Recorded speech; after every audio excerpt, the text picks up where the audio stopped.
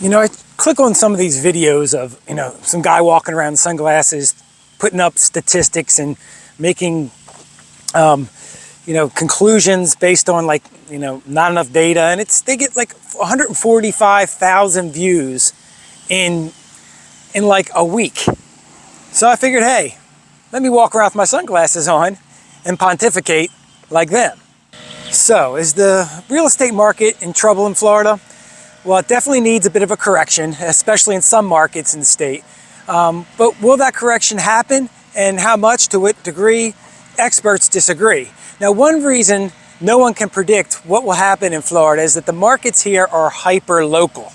There are so many markets, submarkets, and submarkets of the submarket that it's hard to make an accurate, broad prediction. So do me a favor. Next time you click on one of these, the sky is falling, big crash videos, write down exactly what they're saying and when they say it's going to happen, and come back in 6 months to a year later and see what they were saying was even close to being accurate. So far, I find them to be way off, at least in my chosen market. But a few have been partially correct to a degree. For the most part, though, they're not even close. So in a state this big and diverse, it pains me when they give an example of a market pressure taking place in Miami, which is its own highly populated micro market, and apply it to the rest of Florida. It just doesn't make sense. So in a state like Florida, some of the hyperlocal markets and / demographics are the investment market, the market to 30 to 40 year olds, the market for 40 to 60 year olds, the market for families, and so on. Now, in each case, different market factors apply. For example, in the family market / demographic, the schools are very important, while schools are way less important for a retiree, except for the fact that where there are good schools tends to be a better area. So if you want me to go out on a limb here and make a prediction, I'll say that the Port St Lucie market, I expect it to drop 3%, maybe 5% for resale homes, followed by a leveling off to the historical norms as the salaries increase and catch up. It's gonna take a while though. For new construction, there might be a small dip in prices, but there will definitely be a ton of incentives in certain new construction areas. And it's a big game with new construction. Home builders do not like to lower their prices, as it makes their former customers feel like they've been ripped off. So they just add incentives, which is basically the same thing as lowering prices. It's all semantics. However, there's a caveat here, since most new home sales come from people out of the market, so I'm not sure that significant price cuts will come down for new construction, but that's a topic for another video I'm going to make down the road. So while I work across a bunch of different demographics and markets, I tend to specialize in the one market I absolutely love, and that is the 50 to 75 year old market. Why? Well, one reason is it's my demographic. It's my market, and I have experience buying in that market on a budget and transitioning from a public service job with the school system to retirement into real estate, so I can use that experience to help others. A second reason is I thoroughly enjoy helping people get what they need as they go through life, in that stage of their life. And the third reason, and one we will focus on more in this video, is normal market value factors and values don't apply in the same way to that age group and market.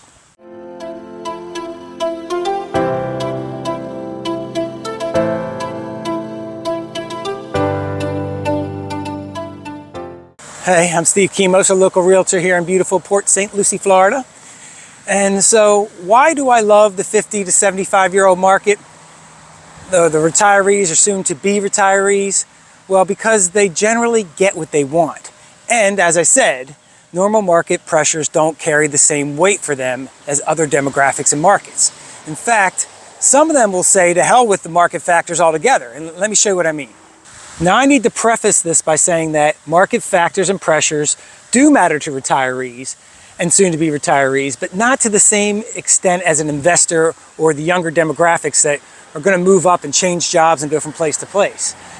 And the first market pressure that affects 50 to 70 age group is less investment. Some retirees don't care too much about equity as somebody in the younger demographic. They do their research and say, this is where I want to live, this is what I can afford, and this is the quality of life I want. They want a solid deal, but it's not so paramount. So say a person in this situation can afford a $500,000 house, and for some reason that $500,000 house loses value to $450,000. Well, no one's going to like that, of course, but it doesn't affect that demographic as much because they plan to live in the house, not flip it or sell it in a few years. You know, I had one customer say to me when I questioned her financial ramifications of her decision, she said, I don't care if my house goes from $500,000 to $450,000. I don't care if my kids get $450,000 instead of $500,000. Boo-hoo for them. She said, I'm using the money to live where I want to live, when I want to do it, and it would be nice if the values went up a bit. It would benefit my kids more, not me. Now, that's almost a direct quote. Oh boy, I can see financial advisors rolling their eyes and having shaking fits right now. But the fact is, the investment value doesn't carry the same weight as other markets and demographics. So the second factor related to my favorite demographic / market is they are part of the problem. I am part of the problem. We are the reason that housing prices remain high and aren't dropping as much as the market pressures would predict.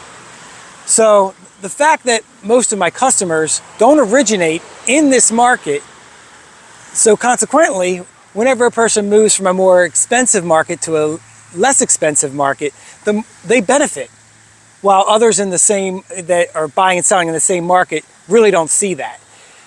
If you own a home in the current market and you are selling in that same market, you tend to move in tandem. The two go up and down together.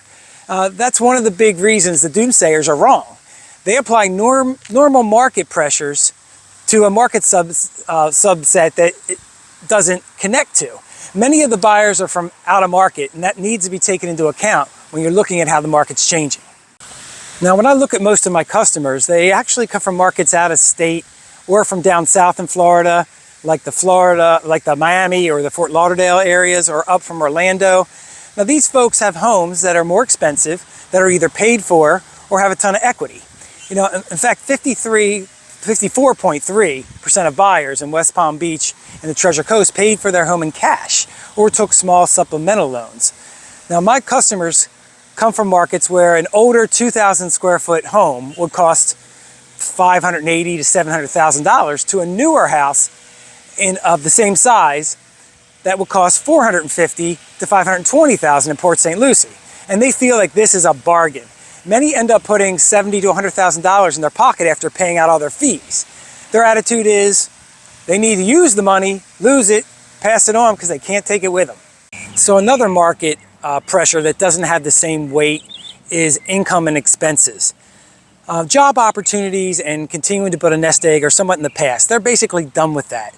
They aren't looking for higher paying jobs or advancement. They're looking to live.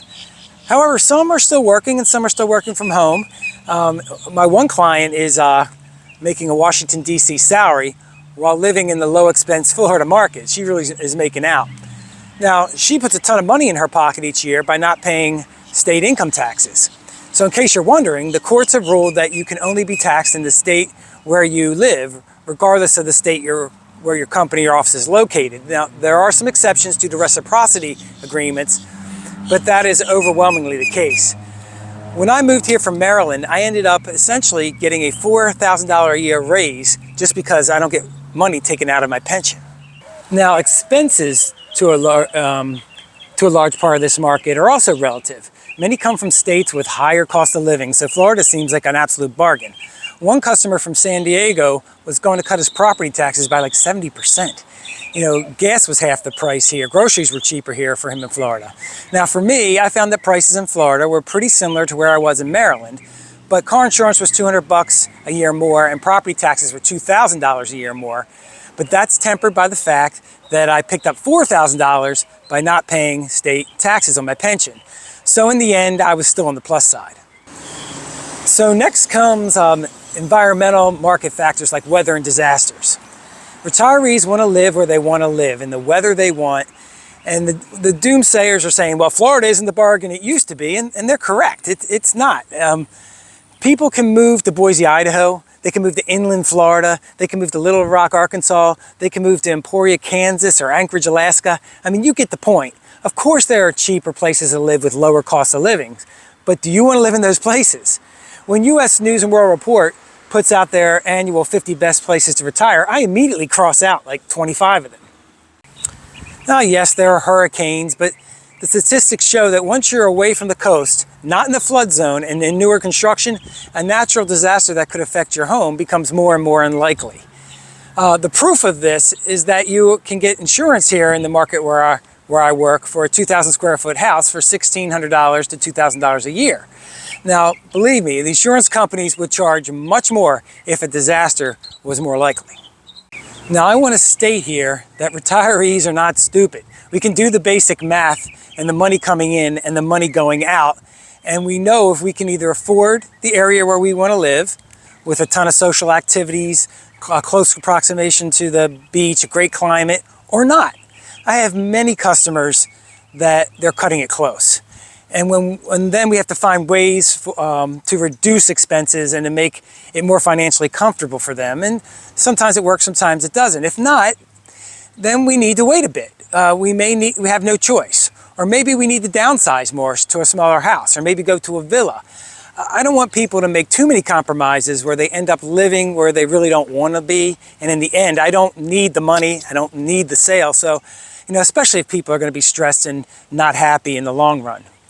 But by the way, it's a very psychological thing moving. So check out my psychological aspects of moving in the description below.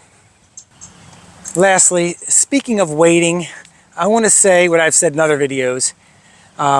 When I talk to someone who is 60 to 65 years old, let's say 65 years old in this example, and they say they want to wait for the market to become more favorable when they can afford to move now, I always think of this scenario. The average life expectancy of a male in the United States is 77 years old, depending on what study you read. The average healthy life expectancy is even lower. Healthy life expectancy is the life expectancy where you have a good enough health to enjoy the many activities that a place like Florida has to offer.